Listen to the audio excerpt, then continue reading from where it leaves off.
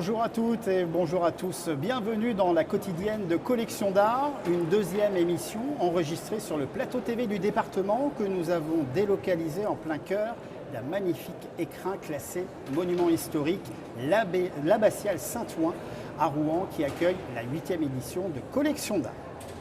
Nous avons installé notre studio en plein cœur de cet édifice historique pour enregistrer une émission par jour afin de vous faire découvrir ce magnifique festival des métiers d'artisans d'art. Une trentaine de spécialistes en restauration du patrimoine sont sur des stands individuels ou collectifs, ébénistes, luthiers, restaurateurs d'œuvres d'art, tapissiers, décorateurs et bien d'autres encore. Ce sont les archives départementales qui sont invités d'honneur cette année, occupant toute l'allée centrale de l'abbatiale où des restauratrices notamment sont en démonstration, montrant en direct leur savoir-faire. Nous aurons une d'entre elles en invité sur ce plateau, Muriel Desforges, restauratrice de documents graphiques et spécialisée de sceaux, et nous partirons à la découverte du métier d'ébéniste avec Maïva Lasserve qui a rendu visite à Raphaël Garner.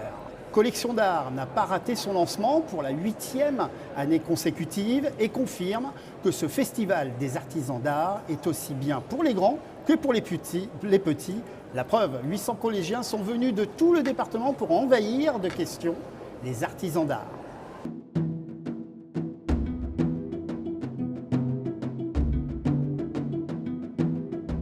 On a vu le truc là où tu coupes les trucs en bois et la menuiserie.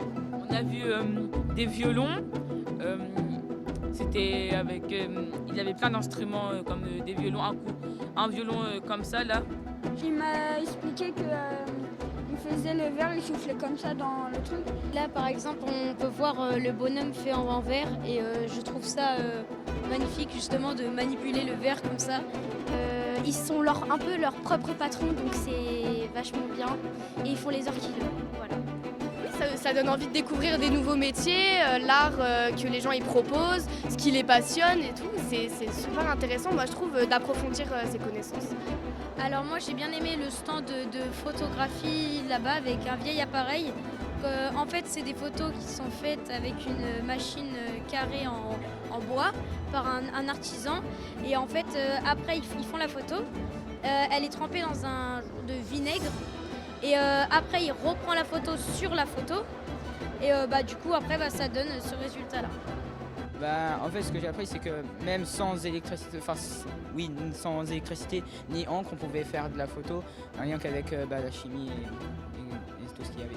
Après, sur les autres stands, c'était intéressant parce qu'on voyait la construction du verre, on voyait les tapissiers et tout. Moi, je trouve ça très intéressant. Oui, surtout moi, j'aime bien le tissage, c'était vraiment trop bien. Et du coup, peut-être que ça va devenir une passion ou un métier, je sais pas. Surtout ça donne envie de découvrir parce que les gens ils sont hyper accueillants, ils sont patients, ils nous montrent comment faire, ils sont pas brusques, ils prennent le temps de bien nous expliquer tout.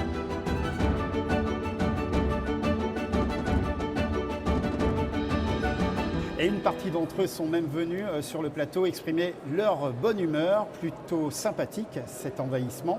De la bonne humeur, notre invitée Muriel Desforges n'en manque pas. Elle est restauratrice de documents graphiques spécialisée dans les sceaux, la restauration des sceaux. Avant d'en savoir plus, immergeons-nous dans le début de la restauration d'un sceau avec elle.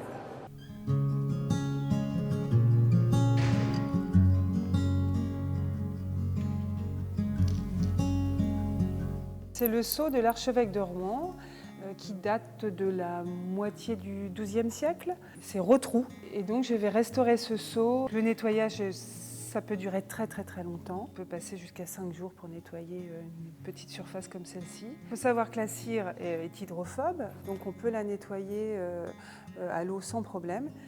Donc on va faire des cataplasmes d'eau déminéralisée. Et puis ensuite, on va humidifier cet encrassement qui a quand même plusieurs siècles. On va l'humidifier et petit à petit, en fait, à l'aide de ces petits cotons-tiges qu'on se fabrique nous-mêmes, on va venir frotter la surface de la cire pour enlever toute cette crasse.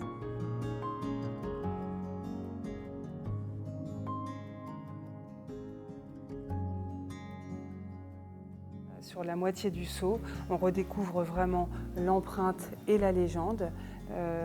qu'on ne voyait quasiment plus avec l'encrassement. Donc oui, pour moi c'est indispensable de nettoyer déjà pour retrouver la couleur de la cire. Parce que là on aurait pu penser que ce seau était plutôt d'une teinte noire, or il est vert.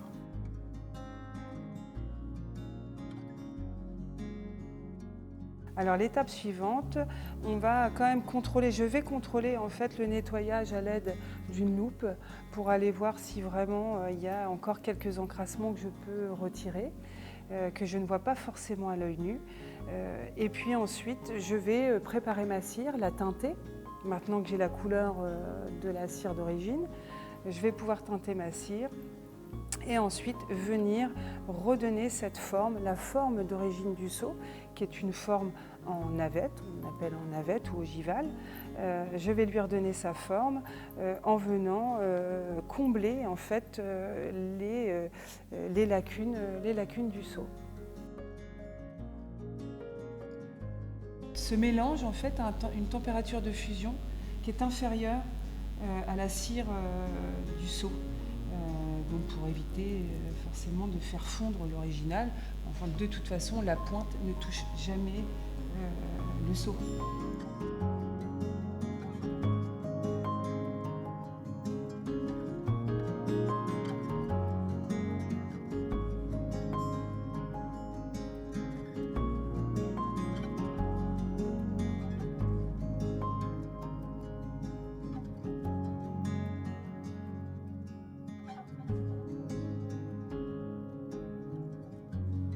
Bonjour Muriel. Bonjour Olivier. Très bon reportage, en tout cas on a eu la chance de débuter cette restauration dans votre atelier. Et là le public a la chance puisque pendant ces 3 jours de cette 8e édition de Collection d'Art, vous êtes ici dans l'allée centrale et vous continuez cette restauration, on en est où? Oui, alors il est vrai que sur les précédentes prestations que j'ai pu faire ici à Collection d'Art, je n'avais jamais le temps de terminer la restauration de mon seau. Et grâce à cette interview que nous avons fait ensemble, excusez-moi, je vais pouvoir terminer cette restauration. Donc là, on va dire que je suis à peu près à 90% de cette restauration. Donc on aura la chance de voir, en tout cas, le seau quasiment terminé. Ça, c'est quasiment jamais vu d'ailleurs, dans Collection d'Art. Là, vous puissiez venir comme ça, apporter une pièce quand même qui est très précieuse. Oui, cette pièce-là, donc c'est l'archevêque Rotrou, et cette charte a quasiment 1000 ans. Donc c'est incroyable. Les gens me demandent si c'est un facsimilé et ont du mal à croire que c'est un original. On revient un peu au tout début de la restauration. Il y a une phase qui est très importante, bien sûr, quand vous recevez cette commande d'un conservateur, il me semble. Il y a une phase de diagnostic très importante. Oui, que ce soit pour les documents ou pour les seaux, effectivement, il y a une phase diagnostique qui va répondre en fait à des règles de déontologie. Qui passe par l'innocuité des matériaux utilisés, la compatibilité aussi des documents, des matériaux utilisés, la durabilité aussi dans le temps, et puis surtout la réversibilité. En fait, ça c'est les règles d'or, c'est-à-dire que toutes les interventions qu'on va réaliser sur les documents ou les seaux doivent être réversibles. Donc, alors je ne vais pas dire une question subsidiaire, est-ce qu'on peut savoir le coût d'une telle restauration ? Non, en fait, il faudrait s'adresser à des restaurateurs dans le privé, mais il y a très peu en fait, de restaurateurs de seaux. Je pense qu'on est une dizaine en France à restaurer les seaux. Alors justement, votre parcours, comment on devient restauratrice donc, de documents graphiques, et vous êtes spécialisée dans la restauration des seaux. Il me semble que vous avez un parcours un peu particulier d'ailleurs. Oui, je n'ai pas fait d'école de patrimoine, donc, qui normalement nécessite 5 ans d'études pour pouvoir être restaurateur d'art graphique. Moi, j'ai eu la chance en fait, d'être formée aux Archives nationales. Après, effectivement, avoir fait d'autres choses dans le privé. Je suis rentrée, ça fait 20 ans maintenant que je suis au département et ça fait 15 ans maintenant que je restaure les documents. Donc j'ai dû faire une trentaine de formations aux Archives nationales. Qu'est-ce qui vous attire, qu'est-ce qui vous fascine dans ce métier ? Eh bien, en fait, j'ai toujours été fascinée par les métiers d'art, les métiers manuels. Et là, de me dire que je touche à des documents précieux, des documents comme cette charte qui est là, qui a quasiment 1000 ans, et de me dire qu'en passant dans mes mains, je vais pouvoir arrêter les dégradations et pouvoir la transmettre à des générations futures, c'est quand même très très très gratifiant. Merci beaucoup Muriel Desforges. Avec plaisir. Je rappelle, vous êtes restauratrice de documents graphiques et sceaux au sein des archives départementales et on peut vous voir jusqu'à dimanche soir, 19h, travailler en direct, on peut dire, donc sur les restaurations de ces documents. Pour l'instant, eh bien, direction le stand d'un ébéniste et je pense que Maïva Lasserve, vous allez découvrir beaucoup de choses. Oui Olivier, je suis aux côtés de Raphaël qui est ébéniste et qui a appris parmi les meilleurs et qui aujourd'hui vous propose une palette de création très large. Je vous propose de découvrir ça grâce au reportage qu'on a réalisé chez lui il y a quelques semaines. Je m'appelle Raphaël Garner, je suis ébéniste à la Neuville-Chandoiselle. Ça fait 3 ans que je me suis installé à la Neuville. C'est quand j'avais 15-16 ans que j'ai pu vraiment commencer à travailler le bois parce que mes parents ne voulaient pas trop, c'était dangereux avec les outils, tout ça.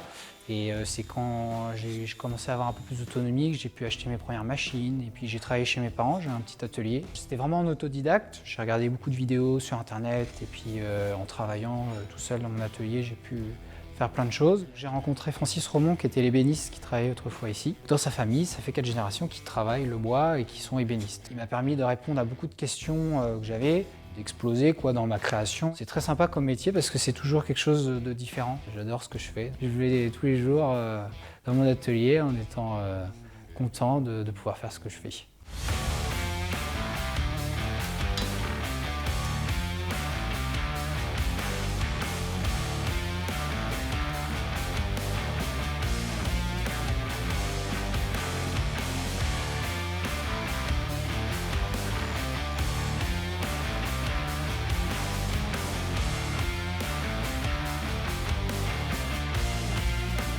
Je fais du meuble sur mesure, de haut de gamme, avec des bois massifs comme cette table-là qui est en chêne par exemple.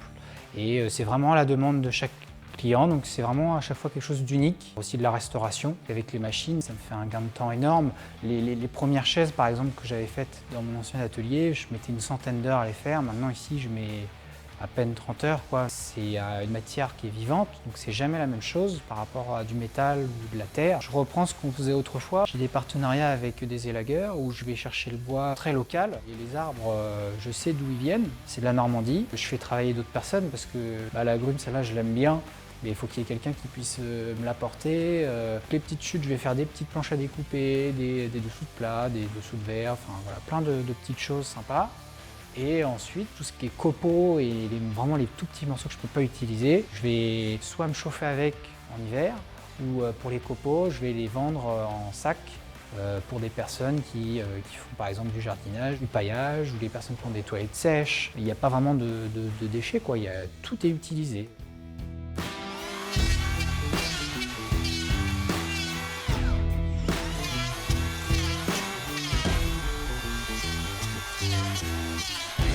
Là, on voit bien, ça fait un chanfrein, on appelle ça. Et ça permet d'avoir quelque chose de fin, qui est joli. Puis ça fait perdre du poids à la pièce, donc elle devient plus légère.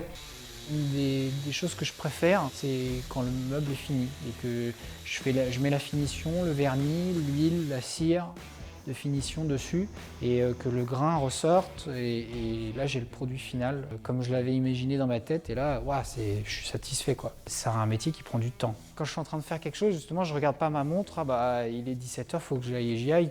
Je suis en train de faire un collage, il faut que je le finisse et puis j'irai quand c'est fini. Dès que j'en aurai la possibilité, j'aimerais bien pouvoir faire la même chose et transmettre à d'autres personnes aussi tout mon savoir-faire et ça j'adore.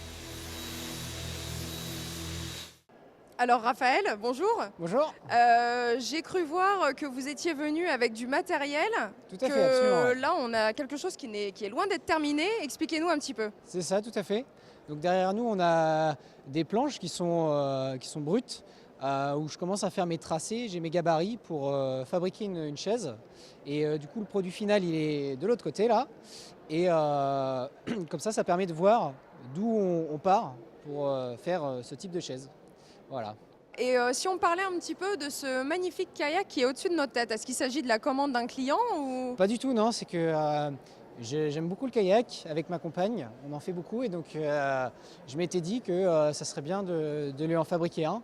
Et donc comme c'est un processus qui prend beaucoup de temps à faire, je me suis dit je vais le faire avec elle. Donc du coup on l'a fait à deux et on a commencé l'année dernière et là on vient tout juste de terminer. Donc ça fait un peu plus d'1 an qu'on a travaillé dessus et je pense qu'on a passé à peu près 400 heures à deux, du coup 200 chacun dessus. Donc c'était un super projet et j'en suis vraiment content, donc j'ai hâte de pouvoir le mettre à l'eau. Voilà. Ok, oui, ça sera un grand jour ça aussi. Oui, l'inauguration, oui, tout à fait. Qu'est-ce que ça représente pour toi d'être là aujourd'hui et de pouvoir présenter ton métier, ton savoir-faire, et notamment à des collégiens en cette journée du vendredi? Écoute, je suis vraiment content parce que je connaissais en plus Collection d'Art, c'est pas la première fois que je venais.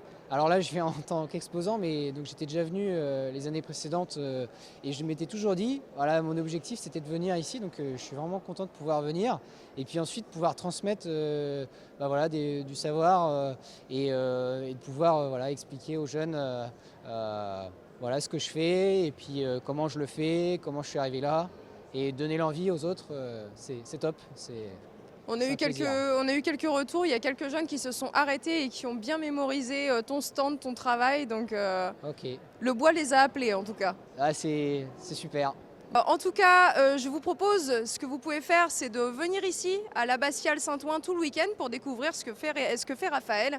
Et sinon, vous pouvez aller sur sa page Instagram, Garnier ébéniste créateur. Merci Maïva, je pense qu'une balade dans ce canoë s'impose. C'est une aventure à suivre. Notre émission est terminée, merci de nous avoir suivis. On se donne rendez-vous pour la dernière émission ce dimanche dès 12h, toujours ici à l'Abbatiale Saint-Ouen, où se déroule la 8e édition de Collection d'Art.